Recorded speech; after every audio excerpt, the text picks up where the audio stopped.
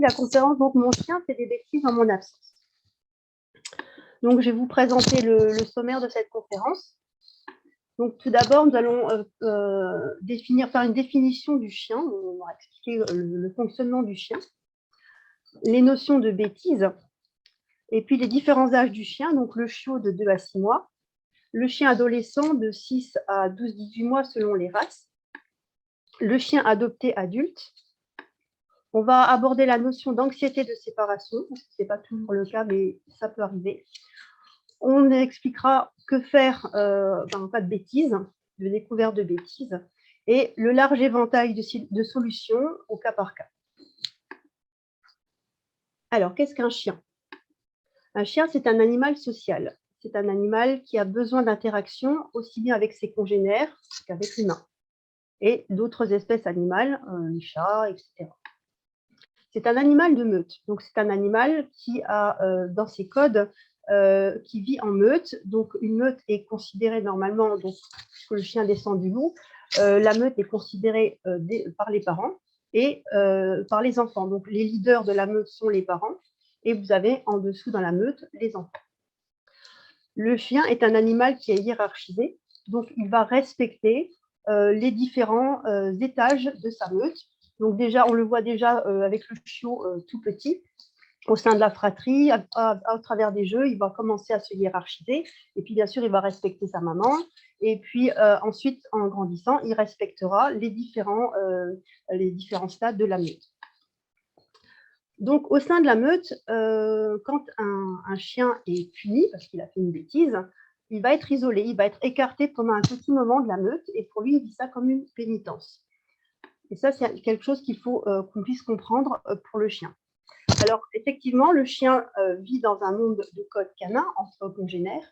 Et puis, nous avons, nous, nos codes humains. Alors, nous, les codes humains, on a un mode de fonctionnement différent. Alors, effectivement, il y a bien des hiérarchies. On a bien un président de la République, on a bien des sociétés hiérarchisées, mais on est quand même basé sur une sorte de démocratie. Et puis, on est plus dans la convivialité et on n'a pas du tout la même explication au niveau des codes humains que des codes canins. Donc, il peut y avoir parfois mésentente ou incompréhension entre l'humain et le chien. Alors, effectivement, quand on adopte un chien, eh bien, la famille d'adoption va devenir une meute famille, puisque le chien va prendre au niveau de ses codes canins un fonctionnement. Il va voir dans la famille une sorte de meute, et puis il va fonctionner pour lui, il l'interprète de cette manière. Et le chien étant un animal adaptatif, eh bien, quand il est adopté, il va s'adapter au fonctionnement de la famille, de la meute famille. Et il peut s'adapter de manière adéquate et il peut s'adapter, et parfois ça peut déclencher des bêtises, justement quand il y a une incompréhension au niveau des codes. Alors, les bêtises. Alors, c'est une notion différente selon le chien et l'humain. Quand l'humain va découvrir quelque chose qui est détruit, quand il va découvrir des petits ou des gros besoins dans la maison, pour l'humain, ça va être une bêtise. Et pour le chien, effectivement, ce n'en est pas une. S'il a fait ses besoins, pour un chiot par exemple, il a fait ses besoins, il avait besoin de les faire. Et quand il détruit quelque chose, pour lui, il le considère comme un jouet, même si c'est votre plus beau pull ou votre plus belle paire de chaussures. Donc, il n'a pas la même notion que nous.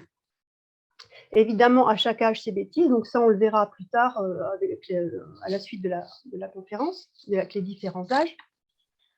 Et les causes fréquentes de ces bêtises, ben, souvent il y a l'ennui, les longues absences des gardiens de l'animal, le manque d'activité, et puis il peut y avoir effectivement d'autres causes. Alors, le chiot. On considère qu'un chien est chiot donc de sa naissance jusqu'à 6 mois. Donc, j'ai mis de 2 à 6 mois parce que c'est la période en général à laquelle on adopte le chiot, entre 2 et 2 mois et demi. Alors, c'est l'âge des acquisitions. Donc, le chiot est en train d'acquérir différentes choses, dont la propreté. Donc, effectivement, c'est l'âge où il ne peut pas encore se retenir et il ne comprend pas encore où faire ses petits pipis, ses gros besoins. Donc, on doit lui apprendre la propreté et ce qu'on va nous considérer comme une bêtise, mais ne l'est pas encore pour lui, puisque lui, ce n'est pas comme un bébé humain, il n'a pas de couche. C'est aussi l'âge des apprentissages. Et là aussi, un petit peu comme nos bébés, il va tout mettre à la bouche, donc il va tester, il va tout goûter, et puis il va déchiqueter les choses. Alors, comme c'est un chiot, il a besoin de plages de repos et de plages de jeu. Et puis, pendant ces plages de jeu, il peut justement s'amuser à tirer sur le plaid du canapé ou à piquer des chaussons. Alors, quand on adopte un chiot, surtout entre 2 et 3 mois, normalement, le chiot, il a quitté sa maman, il a besoin d'un être d'attachement. Souvent, dans une famille, il va s'attacher à la personne féminine qui représente une maman de substitution. Et si on adopte, en revanche, si on adopte un chiot un peu plus âgé, on va essayer que toute la famille soit un être d'attachement multiple. Mais le petit chiot, 2-3 mois, a vraiment besoin d'un être d'attachement pour un petit peu continuer ce qu'il avait avec sa maman. Et ensuite, il y a ce qu'on appelle la notion de détachement. Donc, en fait, dans une meute, si le chiot reste avec sa maman, à un moment donné, elle va commencer à se détacher de lui pour le rendre autonome. Donc, quand le petit se met à téter avec les dents, elle commence à grogner un petit peu parce que ça lui fait mal, donc elle va commencer à écarter le chiot. Elle va commencer à quitter un petit peu le nid pour que les chiots dorment sans elle. Et tout doucement, le chiot doit devenir un chien, donc il doit pouvoir se détacher de sa maman et devenir autonome. Et souvent, avec l'humain, on a un détachement qui peut ne pas se faire et le chiot continue à être attaché à son être d'attachement. Et ça peut poser des soucis ensuite au niveau de la séparation. Donc, attention à l'hyperattachement. Donc, à peu près vers 4-5 mois, on commence à apprendre au chiot à être un petit peu tout seul dans une pièce, dans une autre pièce, même sans fermer la porte. Hein, on quitte la pièce. Il faut que le chiot soit calme et qu'il ne soit pas tout le temps à courir après nous et tout le temps sur le qui-vive. Donc, on évite l'hyperattachement, on pratique un détachement.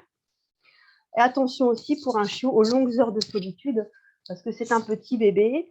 Normalement, quand on adopte un chiot, il vaut mieux prévoir plusieurs semaines où on va être présent à la maison pour tout doucement lui apprendre des petits moments de solitude qui seront de plus en plus longs. Comme ça, on évitera des bêtises avec ce chiot.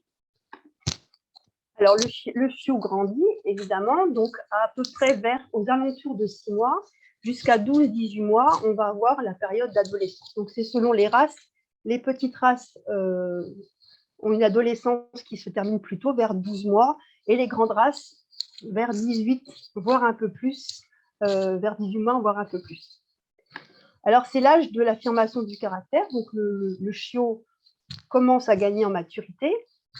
Il entre dans l'adolescence. C'est aussi un moment où il va tester sa place dans la meute famille. Donc, il va un petit peu tester les différents membres de la famille pour voir, un peu comme nos adolescents commencent à tester un peu les parents quand ils entrent dans cet âge. C'est aussi l'âge des changements, donc changements hormonaux. C'est aussi un âge où, alors, il arrive que le chiot tout petit n'a pas fait de bêtises, n'a rien détruit. Et puis le chien adolescent, comme il va tester, comme il y a des changements hormonaux, c'est l'âge où ils détruisent déjà plus de choses, donc parce qu'ils gagnent en force. Et puis ils vont aimer les choses qui ont des odeurs un petit peu plus fortes. Donc c'est là qu'ils piquent des chaussures, des chaussettes, des sous-vêtements. Et puis c'est là qu'ils détruisent des choses un peu plus du canapé ou des coussins ou des choses comme ça, alors que le chiot ne le faisait pas. C'est un animal le chien à cet âge-là, il a vraiment besoin de se dépenser. Donc un chien qui ne se dépense pas à cet âge suffisamment peut justement avoir besoin il est frustré du manque de dépenses, donc il peut à ce moment-là jeter son dévolu sur des objets et pour au moins les mâcher et puis se dépenser autrement. Alors, si le détachement ne s'est pas fait avec le chiot, à ce moment-là, à ces âges-là, l'hyperattachement, s'il est généré, peut créer ce qu'on appellera plus tard l'anxiété de séparation. Donc là, il faut vraiment que le chiot, le jeune chien, le chien adolescent, qu'on puisse effectuer un vrai détachement avec lui, car sinon, on risque d'avoir vraiment des soucis plus tard. Et c'est là aussi qu'il faut gérer la juste place du chien au sein de la meute famille pour qu'il sache où est sa place et qu'il n'ait pas à prendre des objets qui ne sont pas à lui. Alors, le cas du chien adopté adulte. Alors, souvent, c'est un chien de refuge. Ça peut être un chien qu'on récupère dans la famille suite à un décès, suite à la maladie de quelqu'un, mais c'est souvent un chien de refuge qui peut avoir un passif ou non. C'est-à-dire que ça peut être un chien qui peut passer là juste à la suite aussi du décès ou de la maladie d'une personne, ou ça peut être un chien qui a été maltraité, négligé, mal nourri, etc. Donc, souvent, quand on prend un chien adopté en refuge, on ne connaît pas toujours son passé, mais il peut avoir un passé douloureux. Alors, effectivement, ce chien, tout dépend où il a été élevé avant, il va devoir s'adapter à une nouvelle famille, à de nouvelles habitudes. Donc, par exemple, un chien qui a été en boxe ou qui était dehors et qui connaît pour la première fois la vie dans la maison, va devoir s'adapter. Ça va être un nouveau choc. Même l'abandon a été un choc pour lui, mais l'adoption peut être un choc, même s'il est bien heureux pour lui, mais il va falloir qu'il génère de nouvelles habitudes. Donc, lui aussi, il va falloir qu'il trouve sa juste place. Mais le souci qui peut exister, c'est que nous, on prend en pitié ce chien de refuge, surtout s'il a été maltraité. Et à ce moment-là, le chien-là peut générer à l'âge adulte un hyper-attachement avec l'être d'attachement qu'il a adopté. Et on peut aller après vers des problèmes parce que ce chien n'arrive plus à se séparer de son être d'attachement. Et voilà ce qui peut arriver. Donc, ça, c'est le cas extrême, c'est ce qu'on appelle l'anxiété de séparation. Donc, il faut savoir que l'anxiété de séparation est quelque chose d'inexistant dans la nature. Parce qu'en fait, dans la nature, les chiots donc, vont grandir, la maman va procéder au détachement, tout doucement, ils vont gagner en maturité, ils connaîtront leur place dans la meute, et en fait, c'est une question de survie pour eux. La survie, parce qu'un animal qui resterait attaché à sa mère serait en incapacité de survivre dans la nature. Donc, c'est quelque chose qui n'existe pas. Mais c'est généré par l'attachement à l'humain.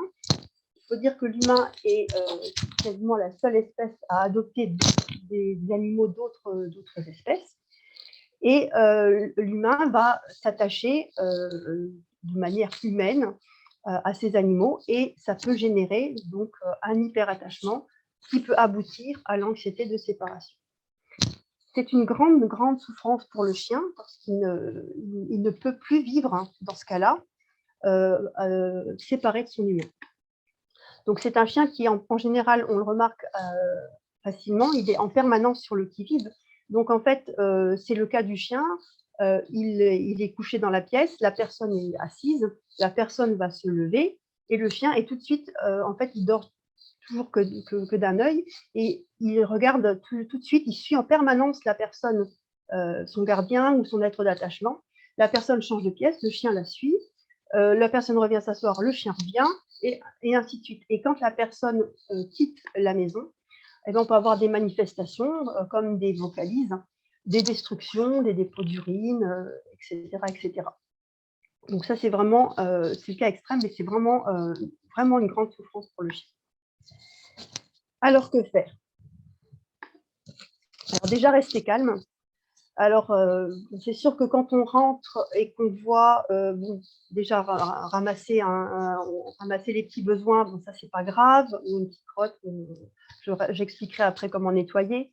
Mais bon, quand on rentre et qu'on voit le canapé qui est dévasté ou que sais-je, ou des chaussures abîmées, etc., c'est sûr qu'on a envie de s'énerver. Alors, si on s'énerve, en fait, souvent les gens disent « Ah, mais mon chien, il le sait, il sait qu'il a mal fait, il baisse les chines, il baisse la tête, il baisse les oreilles, il est tout penaud. » En fait, oui, le chien agit comme ça parce qu'en fait, nous, on s'énerve, on crie. Et en fait, lui, il agit comme le chien, mais il ne sait pas pourquoi. Il ne sait absolument, lui, ce qu'il a détruit. Il a passé son ennui, il a passé son manque d'activité ou son anxiété de séparation. Il l'a géré comme il a pu, mais pour lui, il n'a pas fait une bêtise. Donc, le mieux, si on est vraiment énervé, on ressort, on va dans la rue, dans son jardin, on se calme, on rentre, et puis là, on essaie de nettoyer hors de la présence du chien. Alors, pourquoi? Parce que souvent, quand le chien est jeune, notamment, quand on commence à nettoyer, il va croire qu'on joue, et puis on risque de s'énerver encore après lui. Donc, il vaut mieux emmener le chien dans une autre pièce, et puis on nettoie les dégâts. Et puis, s'il a fait des besoins, donc des pipis, des crottes, on nettoie avec du vinaigre blanc.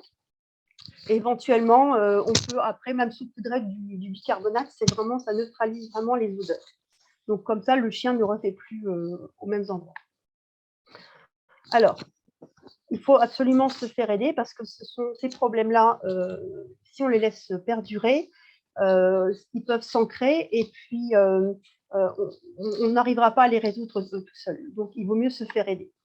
Alors, un conseil, évitez d'aller sur les forums ou les blogs ou que sais-je, parce que vous allez trouver parfois des solutions qui paraissent miraculeuses.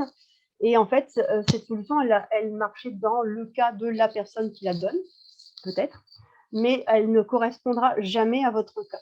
Donc, évitez, parce que de toute façon, on peut entendre tout et n'importe quoi, et souvent, on peut lire de grosses bêtises.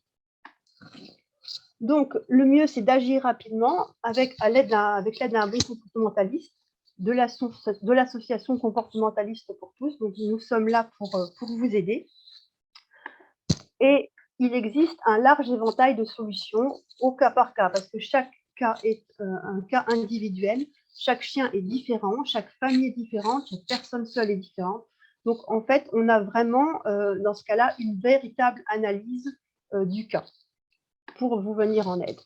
Donc, dans ces solutions, on a évidemment l'entretien comportemental, il y a l'enrichissement de l'environnement du chien, l'augmentation de son activité, il existe aussi des fleurs de bac et des mélanges personnalisés pour aider votre chien et pour vous aider aussi.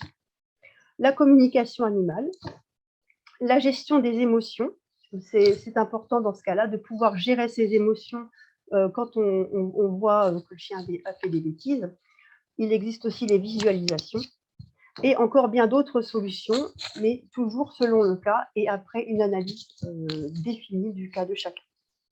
Voilà, j'ai terminé la conférence. J'espère que ça vous a plu. Et puis, si vous avez des questions, n'hésitez pas